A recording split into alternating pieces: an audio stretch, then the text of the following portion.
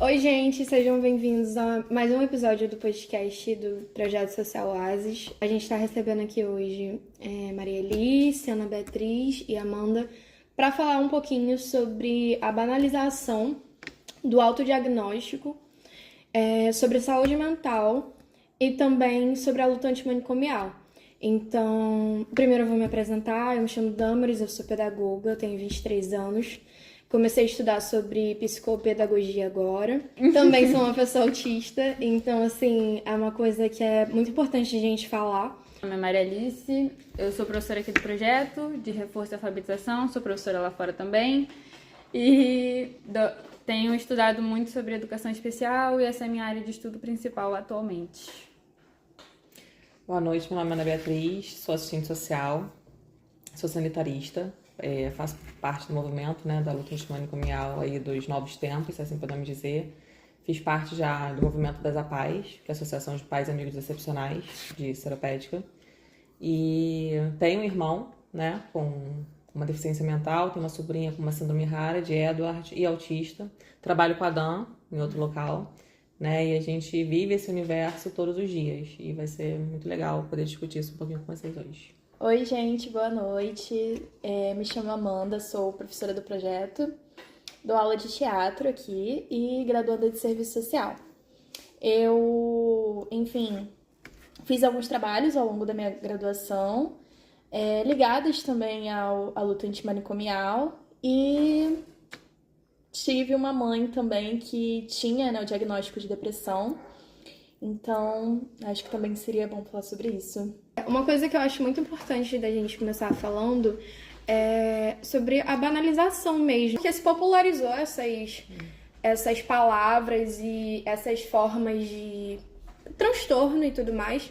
Então, de um tempo pra cá, eu tenho percebido na internet, principalmente, que as pessoas têm usado isso, tipo, pra meio que... Engajamento, pra fazer piada. Mas eu vejo que as pessoas têm usado isso muito como desculpa também, pra ter certo tipo de comportamento.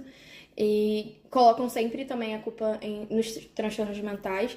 Isso acaba atrapalhando o nosso movimento, porque o que acontece, por exemplo, dentro do autismo, o autismo é uma coisa muito ampla. Então as pessoas acabam reduzindo o autismo a uma coisa muito estereotipada, como se toda pessoa autista agisse dessa forma. A gente pega uma característica que é específica de uma pessoa, de como ela se sente, e usa como se fosse uma coisa geral. Então, sendo que cada pessoa vai reagir da sua forma, cada pessoa vai sentir da sua forma. Então, possa ser que eu seja um autista do nível 1 e tenha contato com outro autista do nível 1 que seja completamente diferente das nossas experiências. Isso não tem como ser reduzido a uma coisa só, sabe? Uma coisa, generalizada.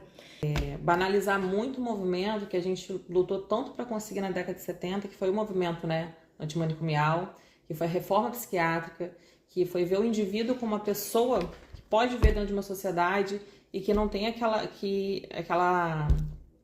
questão do enjaulamento, né? Como a gente estava conversando um pouquinho antes. Antes era tido como um animal mesmo, né? Como uma pessoa que tinha que ficar reclusa, sozinha, isolada, e tratamentos, assim, dos mais desumanos possíveis. A gente tem que conhecer um pouquinho da história, né? Principalmente do nosso país. A reforma psiquiátrica, ela veio lá, já acabando a ditadura militar, como um sopro de renovo para as famílias dessas pessoas, porque as famílias viam que não surtia efeito os tratamentos que diziam que tinha na época, que não eram tratamentos, né? Os tratamentos de choque, as torturas que as pessoas tinham que passar. Os que conseguiam sair dos manicômios viviam como vegetais em casa, porque a forma que eles eram tratados era a forma que eles tratavam dentro da sociedade. E fora os tantos que morreram dentro dos hospícios, né, dos manicômios. Um filme muito legal, eu ia deixar pra falar no final, mas assim, que a Maria Alice falou agora que ela estava lendo o livro, eu vi o documentário, o Holocausto Brasileiro.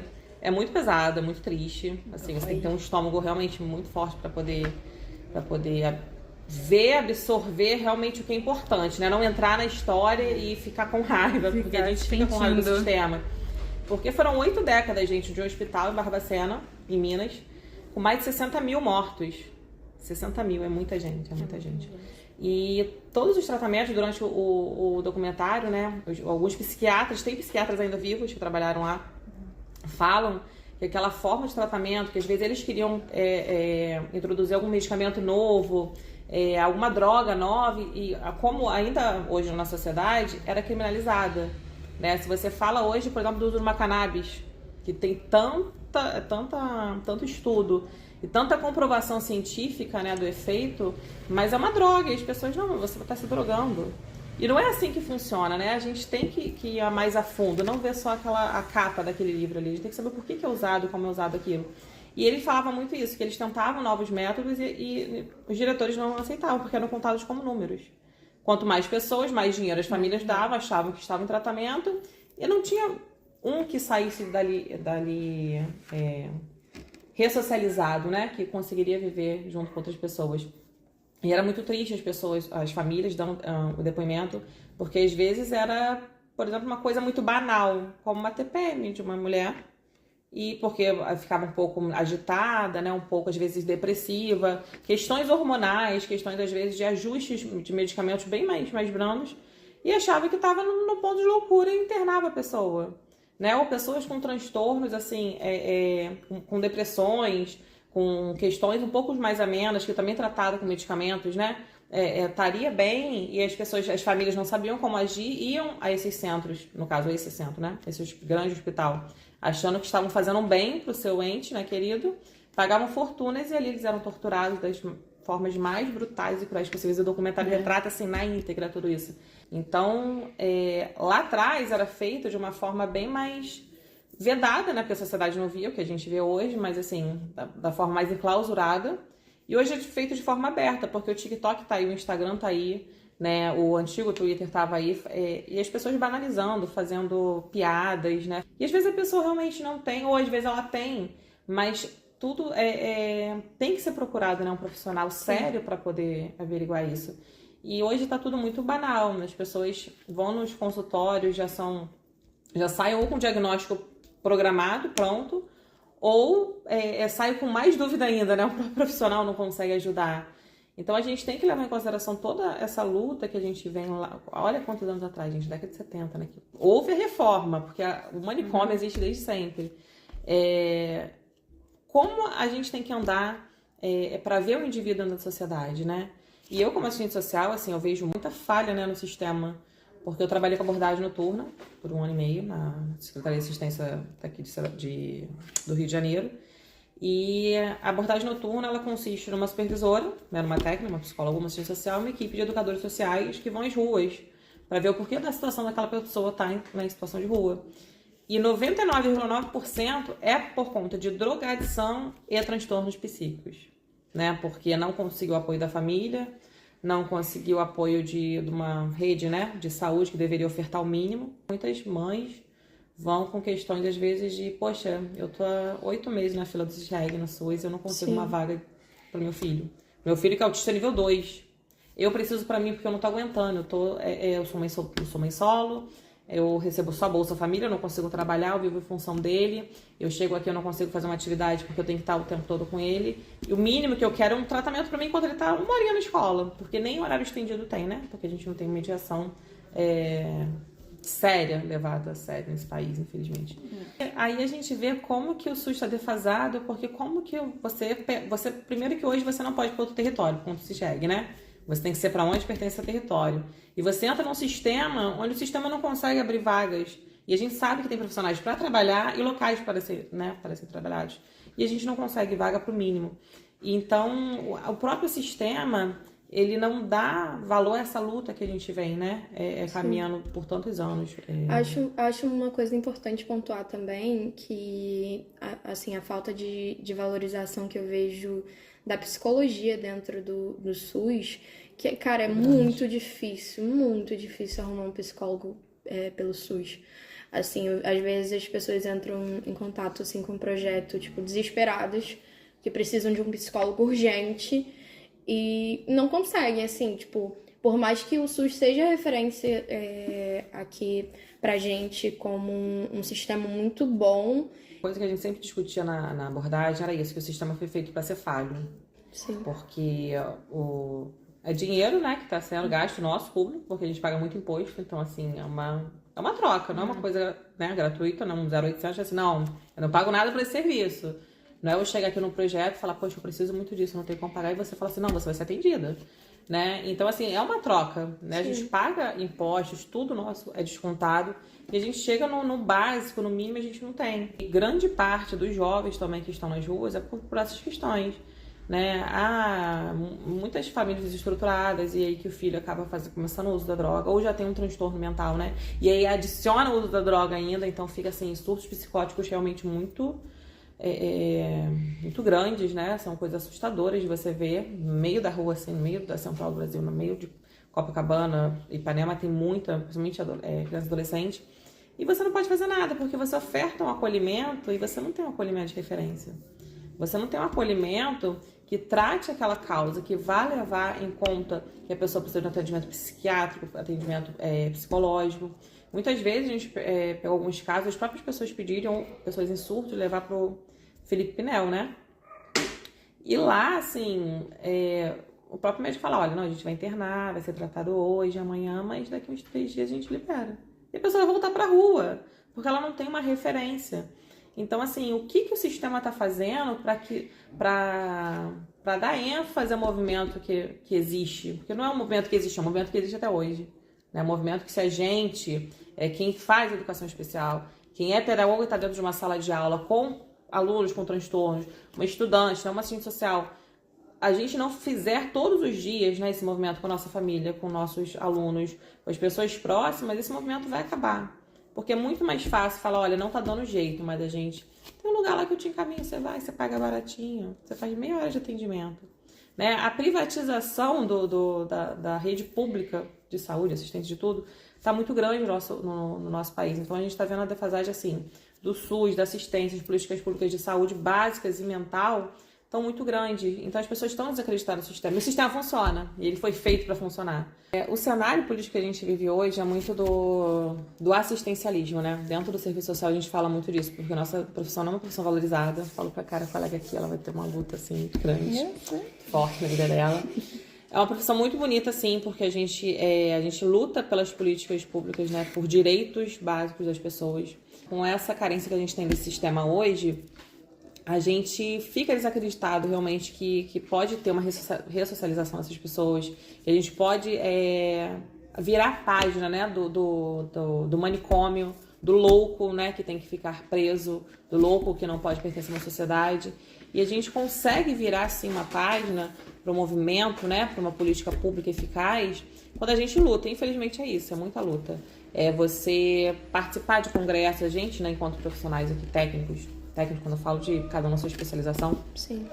De participar, sim, gente, de muitos congressos, muitos seminários, estudar muito, fazer muitos trabalhos científicos, estar, assim, fazendo o que a gente está fazendo hoje, que a Dan está proporcionando pra gente, transmitir informação. Isso que a gente está trazendo de uma forma mais light, mais branda, num bate-papo, mas é um assunto muito sério e muito importante, que a gente tem que passar principalmente para a geração de agora, né, para os menores, que eles possam vir a entender o que é esse movimento e desmitificar essa banalização que a gente está vivendo até hoje. Eu lembro que quando eu comecei a estudar sobre educação inclusiva, uma das primeiras coisas que eu aprendi foi que antigamente, quando a criança, nascia com alguma deficiência ou nascia com algum transtorno, ela era literalmente morta. Sim. Então, jogada do penhasco. E, assim, muitas pessoas nem acreditam nisso, nem sabem que isso acontecia. Mas era do tipo, por exemplo, uma criança nasceu com síndrome de Down. E o pai e a mãe percebiam uma diferença no rosto e logo descartavam como se aquela pessoa não fosse capaz, porque na época também, não tinha um tratamento ideal, como Sim. temos agora, não tinha um avanço da tecnologia, e as pessoas não sabiam o que fazer também, por falta de conhecimento, e acabavam sacrificando. Então, assim, cara, é um absurdo, sabe? É uma coisa, assim, que precisa muito ser conversada, sabe? Falando um pouco sobre o acesso, né, que você falou que atualmente a gente precisa de muito acesso à informação, porque a gente está banalizando... A gente não. As redes Sim. sociais estão banalizando muito. Eu gostaria que você falasse um pouco sobre quais são as principais motivações, então, do movimento antimanicomial em si. A principal motivação que começou, né, com a reforma psiquiátrica em si foi mesmo as famílias, principalmente, verem que algum potencial, né, diferente do que era lá atrás, né, de épocas arcaicas, que as pessoas tinham transtornos, mas que aqueles transtornos podiam ser tratados como os transtornos, não como o indivíduo. Como se aquele transtorno fosse o indivíduo, né? Sim. Fosse um indivíduo com transtorno. Começou ali os questionamentos, mas por que ele tem que ficar aqui? Por que ele não pode ser tratado aqui para casa? Por que ele, quando vai ou quando vem visitar, eles ficavam muito letárgicos, né? Porque os medicamentos, os choques, tudo era muito intenso, muito excessivo. Mas por que eu sento para comer com ele, que a colega falou, quando você vai falar também, ele não consegue comer um pedaço, ele quer comer com a mão, ele quer, né, questões muito brutas, muito homens das cavernas mesmo, né? Porque era a forma que eles estavam sendo tratados e eles não sabiam. E ali alguns profissionais, poucos, né, psiquiatras, começaram a ver o interesse da família em tratar, porque eles precisavam de uma parceria, né, gente? Nada sozinho na vida. E ali eles começaram a ver que a família queria tratar aquele indivíduo também. E ali eles mesmos começaram a se questionar se aquele tratamento era o melhor, se aquilo não era uma tortura, como de fato hoje a gente sabe que é. E não tinha sentido, né, continuar com aquele tratamento. Então foi realmente o questionamento das famílias, principalmente, o questionamento dos médicos mesmos, né, gente? Porque que fazia, como a gente falou, de medicina por amor. Que tinha um amor por aquilo que eles estavam fazendo pela pessoa, né? A humanização do tratamento, acho que a melhor palavra seria essa, a humanização do tratamento. E quando a gente fala de humanizar o tratamento, você vê aquela pessoa como uma pessoa. Se hoje a principal motivação da continuação do movimento é você olhar para o seu filho, você olhar para o seu irmão e falar, não, ele tem potencial, ele pode ter autonomia, né? Amanhã eu não vou estar aqui, mas ele pode, se ele tiver uma mediação escolar, ele pode começar a aprender a ler, escrever, né? Dentro da limitação dele, que todos nós temos, mas tem uma limitação maior, ele pode começar a engatinhar ali com os passinhos dele com uma mediação, ou seja, com um reconhecimento de pessoa. Isso que faz a motivação principal de continuar essa reforma psiquiátrica, porque isso é uma continuação. Não houve reforma e falou assim, opa, mudou, acabou, tá tudo bom, não tem mais hospital manicomial, não tem mais hospício, não tem mais tortura, e não é assim, né, infelizmente. Puxando o gancho para a educação rapidinho, eu vejo muito isso dentro da minha área, porque eu trabalho em uma unidade escolar e eu vejo, tipo, salas de aula com 5, 6 crianças laudadas e 2 pessoas dentro de sala para lidar com aquilo e tentar adaptar o ambiente para que todo mundo consiga se sentir confortável. E eu vejo, tipo, essa tentativa de humanização, tanto da minha parte quanto dos profissionais que trabalham comigo. E é muito complicado. Tipo, a educação, a Adam também tá aqui para falar junto comigo. Tipo, dentro da educação isso tá correndo a passos muito lentos. Nossa, sim. Muito lentos. Sim. E que, tipo, a mediação escolar é uma das principais... Bom, eu gostaria que fosse uma das principais próximos passos a se pensar sobre o assunto. Isso me deixa muito pensativa. E é o mínimo, né? Porque, assim, se você percebe que tem uma sala de aula com 40 alunos e... Para começo de conversa, nem era para ter uma sala de aula com 40 alunos. Mas se temos que essa realidade, e temos, sei lá, como você falou, 5 pessoas laudadas, cada uma dessas pessoas, cada uma dessas crianças vão ter suas necessidades. Tipo assim, uma vai precisar de silêncio, a outra vai precisar de coisas mais lúdicas, a outra vai... São questões específicas, muito específicas. E muito difícil de se acessar. E que todo mundo trata como se isso fosse uma... Tipo, a educação inclusiva, ela é resumida a uma coisa só. Entendeu? Tipo, ela funciona da mesma forma para todo mundo. Normalmente as escolas não têm sala de recurso, não tem intérprete de Libras, não tem... E aí a gente vai, ó. Se a gente emendar no que não tem, a gente não tem nada. A gente tem uma educação bem precária. E assim, não só o pessoal tem uma mania feia também de falar sobre da educação pública, a educação particular também, ó, assim, tem muita coisa para se melhorar. E eu tenho visto muito mais a questão inclusiva dentro da rede pública. Porque os professores fazem questão de estar ali assistenciando. Já tem mais salas de recurso do que as escolas particulares. Muitas escolas particulares negam de ter mediador, de ter mediadora, que no caso é lei, né? Então, assim, é uma questão. Então, assim, essa é a educação brasileira. Quando se fala de educação especial e educação inclusiva, a gente fala de algo muito novo também, né? Tipo, porque as pessoas começaram a pensar nas crianças como pessoas, infelizmente, só a partir da última, sei lá, das últimas 2 décadas. Talvez da última geração. Da última né? geração, onde, tipo, aquilo ali não é um futuro adulto, não. Ela é uma pessoa digna de respeito e que precisa de um espaço pra si também. E aí, tipo, é muito doido. Eu acho essa questão da mediação também, tipo... tenho amigas minhas que são mediadoras escolares e tudo mais, sendo que em alguns locais, enfim, ensino particular em si, né?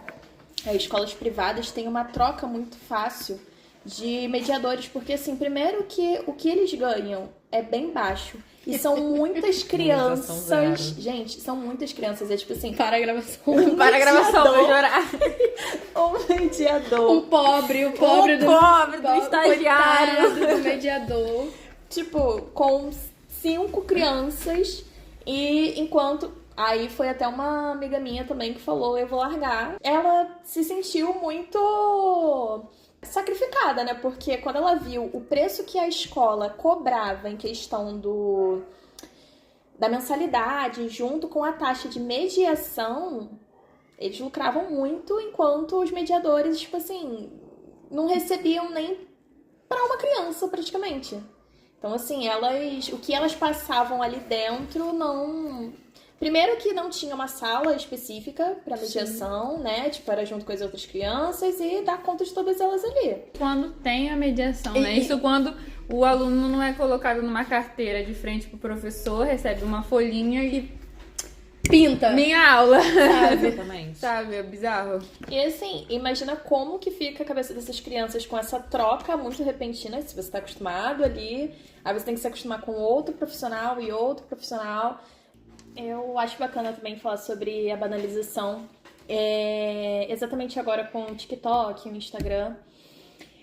Acaba meio que todo mundo tendo acesso às informações, mas também não tem acesso ao profissional. Às vezes por não querer ou achar mais fácil. E como que isso, ao longo do tempo, ir até um profissional se tornou desnecessário. Tem casos na minha família de autismo e até as pessoas procurarem ajuda, enfim, procurarem um profissional para ter o diagnóstico e tudo mais, eles se negavam. Então a criança, ela meio que regressava, ela não conseguia, enfim, uma socialização na escola e acabou se tornando um pouco mais severo porque os pais se negavam, né? Eles se negavam muito. Ah, não, meu filho não tem isso, meu filho é normal, né? Como as pessoas falam, tipo, como se fosse algo anormal. E agora, às vezes, assim, alguns procuraram essa ajuda profissional e outros estão deixando assim, indo. Eu acho também muito importante falarmos sobre a depressão, porque, pelo menos assim, na minha família, eu tive minha mãe com depressão e... Enfim, foi muito complicado, porque antigamente a depressão era algo visto como falta de Deus. Uhum. Então, assim, eu peguei uma fase da minha mãe, assim, não uma fase, né? A depressão, ela não vejo uma cura para a depressão, eu vejo tratamento, né? Eu via o tratamento nela. Então, assim, minha mãe, ela fazia o uso dos remédios, ela, enfim, era acompanhada pelo psiquiatra, mas ninguém levava isso a sério. Então, ela teve que lutar muitas vezes sozinha dentro da própria família. Eu já perdi amigos para a depressão. Infelizmente, ninguém levava isso a sério. Acho que ali em 2018, o Setembro Amarelo ficou muito em alta. Todo mundo falava de depressão, todo mundo tinha depressão, todo mundo, né, se autodiagnosticava. E hoje em dia se tornou algo tão banal que hoje em dia eu não vejo muitas pessoas falando sobre o Setembro Amarelo mais. Como se fosse uma moda, né? Como se fosse uma moda que vai e volta. E agora se tornou um meme, né? Tipo, no Twitter a gente percebe que as pessoas, elas até encorajam as outras, no TikTok, enfim, outras redes sociais ali, tanto sobre a ansiedade, que agora todo mundo, né, fala que tem ansiedade sem ter o diagnóstico também, sem fazer um tratamento, nem nada disso, todo mundo tem ansiedade, borderline, enfim. E com a rede social ficou muito, muito mais complicado. Então, eu queria muito trazer essa atenção que a depressão, ela não foi embora. A depressão, ela não é uma fase que ela passou, não é uma moda que ela passou. Perdi muitas pessoas pra isso e as pessoas se esquecem. Eu queria que você me contextualizasse um pouco sobre... Me falasse um pouco mais sobre o Palácio dos Alienados na Praia Vermelha, que foi o primeiro manicômio do Brasil, né? E como que foi sua experiência estudando lá e, enfim... Então, eu sempre fiquei muito mexida, né, indo estudar lá. Eu sempre fiquei muito mexida olhando a estrutura. A estrutura é bem grande e aí eu queria muito entender o que acontecia ali dentro. Hoje em dia eles chamam só de Palácio Universitário. E em algum trabalho que eu fui fazer, em alguns trabalhos que eu tive que fazer, tanto seminários quanto, enfim, acadêmicos, assim, eu fiz algumas entrevistas com alguns profissionais, então eu acabei juntando as duas coisas. Acabou que um dos seminários que eu fiz foi em Engenho de Dentro, que eu já ia muito lá em Engenho de Dentro, porque eu tenho uma amiga minha que trabalha lá como assistente social. E, inclusive, a Amanda, se estiver vendo isso, beijo, porque também é Amanda. Mas, enfim, eu já ia lá, assim, visitando, porque é um nicho de cultura muito grande, é um lugar incrível, quem puder conhecer, vá lá. Mas eu comecei a estudar ali, sobre aquilo ali, por conta de um trabalho, e aí eu acabei conectando com o Palácio dos Alienados, e aí eu entendi de onde veio, né? O Palácio dos Alienados, ele começou com Dom Pedro II. Enfim, teve ali realmente um palácio, uma estrutura muito grande. E aí depois, né, foi logo ali no fim logo ali no golpe militar, né? E ali, enfim, teve a ditadura, e enfim. As pessoas que foram internadas ali, foram presas ali, enfim, tudo isso são pessoas que nem sempre estavam com algum transtorno ou algo ligado a isso. Eram pessoas que iam contra a ditadura também. Inclusive, Lima Barreto escreveu um livro ali dentro. Tem até uma frase dentro do palácio, no palácio, no hall principal, que é: um louco me vendo passar com o livro embaixo do braço, olhou pra mim e disse: isso aqui está virando um colégio. Isso é o que tá lá, no meio do nada. Então, assim, ele escreveu um livro ali dentro e ali tem, assim, vou contar primeiro a estrutura, né? Aí depois vocês vão cortando tudo mais. Vou contar primeiro a estrutura. Todos os corredores lá se parecem muito. É tudo preto e branco, os pisos e tudo mais. E eles se parecem muito exatamente por conta de quanto esses pacientes, né, fugissem, eles pudessem se perder. Meu Deus. Então, ele se perdendo ali dentro, tem como você pegar. Então, tipo, você se perde lá dentro. E aí eu perguntei para um professor sobre uma grade que tem lá, né? Tipo, um portão mesmo. Entreaberto, né? Ele, tipo, tem umas aberturas assim, mas ele não dá para uma pessoa passar de um lado pro outro. E aí ele falou que tinha essa diferenciação das pessoas que eram, enfim, financeiramente com uma classe social mais alta e da mais baixa. Então, realmente, assim, tinha essa divisão entre eles. Lá embaixo tem tipo embaixo do palácio tem um local bem complicado que depois que a gente foi entender, né, tipo, que as pessoas que fossem muito contra ali, desse muito trabalho para dentro do próprio manicômio, eles colocavam lá para baixo e ali já começava as torturas ali embaixo. Pessoas que se rebelavam também, de alguma forma. Ali dentro. E, enfim, e aí tem uma das salas que ainda tem um elevadorzinho que dá pra passar comida lá pra baixo. E também tinha elevadorzinho de passacorpo, tá, gente? Tipo assim, gente, é umas coisas, assim, bem pesadas, realmente, que a gente ficou sabendo. E, assim, desde isso, tinha também a religiosidade, né? Que tinha uma capela também. Então, assim, eles eram catequizados. Sempre tem, né? Sempre tem. Mas, assim, considerando a Praia Vermelha, então, assim, quando as pessoas iam pra ali, vamos falar a realidade que muitos dos seus parentes não queriam mais ter acesso àquelas pessoas, né? Vamos dizer assim, deixava de ser uma pessoa da família, deixava de ser um cidadão em alguns momentos da vida brasileira, enfim, né? Quando entrasse para aquele manicômio.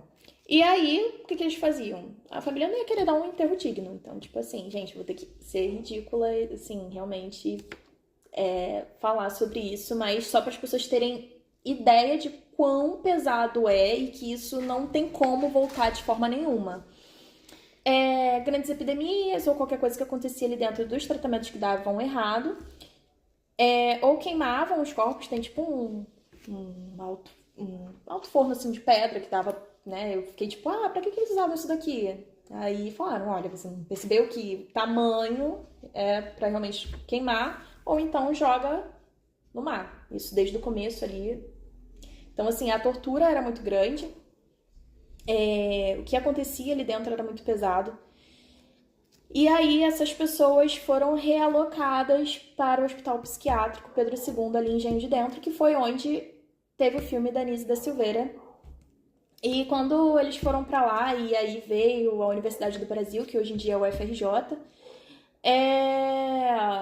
continuou a tortura. Continuou o tratamento, sendo que piorou ainda mais.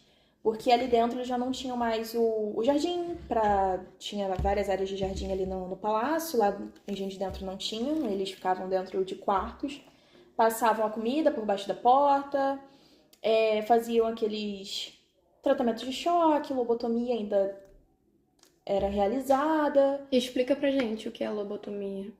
Então, na realidade, eles... Era por aqui? Era que, tipo, colocava e... Enfim, era uma cirurgia, entre aspas, feita, que eles tiravam uma parte da mente da pessoa, né? Da mente não, né? Do cérebro mesmo. E aí a pessoa ficava meio que vegetando. Não tinha muito... Eles diziam que davam uma resposta, né? Uma melhora. Uma melhora, um tratamento, mas era realmente uma vegetação que a pessoa ficava. Muitas pessoas não saíram disso, muitas pessoas realmente não sobreviveram mais a isso. E ali em Engenho de Dentro, tipo, tava rolando tudo isso. Desde da lobotomia, a psiquiatria naquela época via muito o paciente, né, ou como Dona Ivone e Anísia da Silveira falavam, cliente, como realmente um objeto, não era visto como uma pessoa, como um indivíduo. Se a pessoa chegasse num nível que fosse mais leve, acabava se tornando grave por conta da violência ali dentro. Então, assim, desde o tratamento de choque, desde ali que tipo assim, eles ficavam sozinhos dentro de um quarto, muitos que ali só recebiam violência, eles não viam a luz do sol às vezes, tipo assim, eles não caminhavam, eles não tinham muito isso. Tinha alguns que já eram tão severos que eles só deixavam ali dentro, e quando entrava era realmente para fazer esses tratamentos que já era machucando o paciente. Então, tipo, muitos quebravam a cama ali dentro, então já não tinha mais cama, dormia no chão. Muitos quebravam a cadeira, se tivesse alguma cadeira ali. Eles não conseguiam, eles se machucavam. Então, assim, eles realmente viviam ali dentro como bichos, né? Animais. E aí, às vezes, sem a comida. As necessidades básicas eram feitas ali dentro também, dependendo do próprio paciente, dependendo também dos cuidadores ali. Então, ali, Nise, e tanto Nise quanto Dona Ivone, né, elas começaram a a perceber, né? A tentar fazer alguns tratamentos encontrando a afetividade através da cultura, da arte, né? Enfim, aquilo ali tudo foi trazendo a afetividade entre eles. Óbvio que ninguém acreditou, muita gente foi contra. É um movimento que até hoje, né, luta para continuar. E isso não foi de uma hora para outra, foi o que ela estava falando. Não foi de uma hora para outra, isso é atual ainda. Então, assim, você olhar para trás, tanto que existe o filme, né, o Coração da Loucura, da Anísia da Silveira, que conta a história de Nise, Dona Ivone, e tudo que elas fizeram ali, com um pouco de recurso que elas tinham. Aí nasceu o Museu do Inconsciente, o Espaço Travessia, enfim, nasceu tudo isso ali dentro. O último paciente, não tem como falar, né? Não tem como não falar do último paciente que saiu durante a pandemia, em 2021. Então, assim, eles tiveram, né, todo um acompanhamento, porque, assim, depois de Nise já não tinha mais aqueles tratamentos de choque, não tinha mais, pelo menos assim, não que fosse legal, né? Porque existem alguns lugares que ainda são bem complicados. Mas, enfim, voltando ao assunto. Depois de Nise, ali não tinha mais muito isso. E ali eles começaram a continuar, né, o tratamento, porque eles viram o retorno. Teve até uma das pacientes que apareceram no filme que eu cheguei a conhecer. E você vê que hoje em dia eles são muito... Hoje em dia não é mais um hospital psiquiátrico que, enfim, eles ficam internados ali. Eles já, a maioria não, todos tiveram ressocialização. O último foi em 2021, como eu estava falando. A gente pontua aqui que nós estamos em 2024. Isso tem 3 anos. Tipo, isso pra mim é absurdo. Então, ele foi o paciente mais, assim, severo, porque ele só encontrou violência mesmo. Foi o que a gente estava falando. Ele não, por não ter acesso à comida, ele, se tivesse eu aqui, ele visse a comida de longe, ele ia passar por cima de mim, ele ia pegar, ia comer, ele iria ter tipo assim, não conseguia sentar numa mesa, ele ia quebrar a mesa. Então, assim, ele passou por muitas questões ali dentro, muita violência ali dentro, que não era falada, né?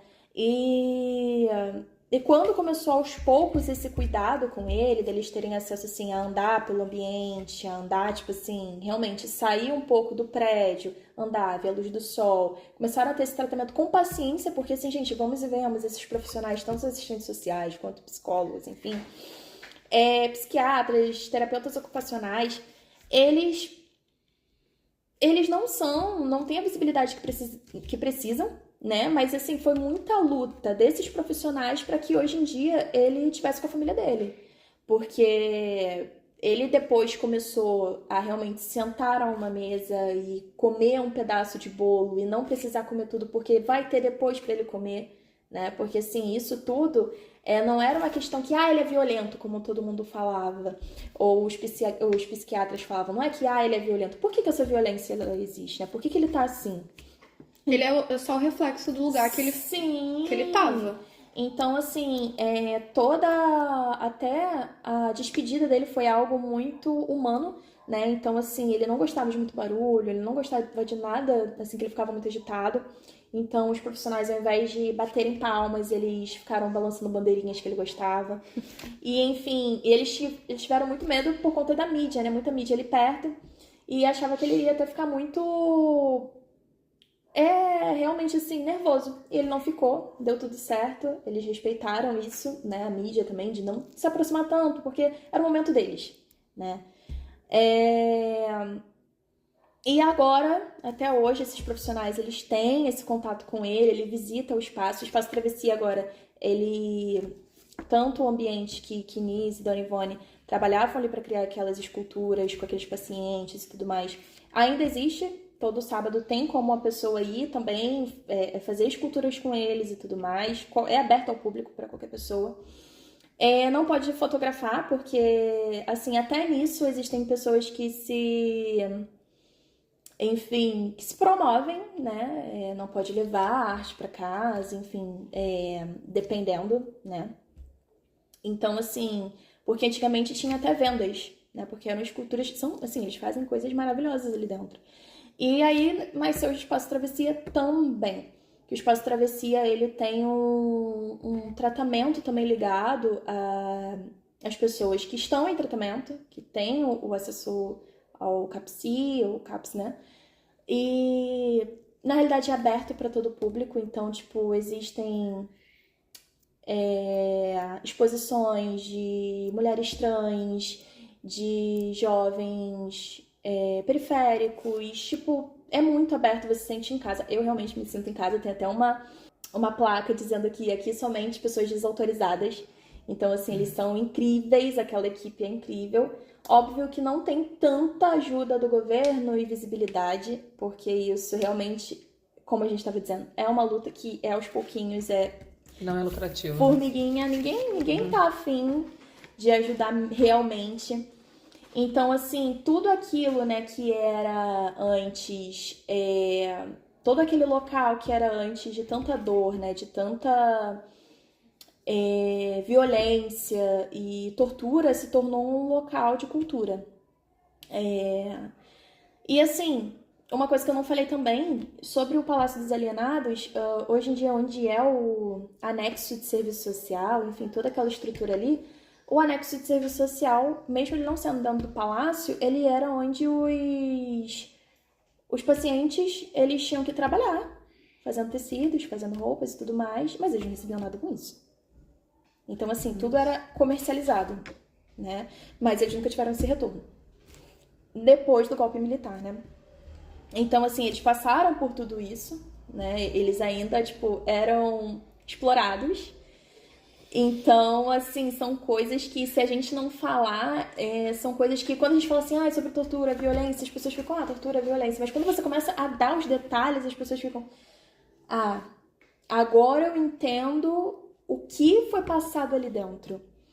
E hoje em dia também tem a terapia deles com animais de estimação. Então, assim, eles levam bichinhos, tem bichinhos que eles são já profissionais nisso. Então, assim, tem cachorrinhos, gatinhos.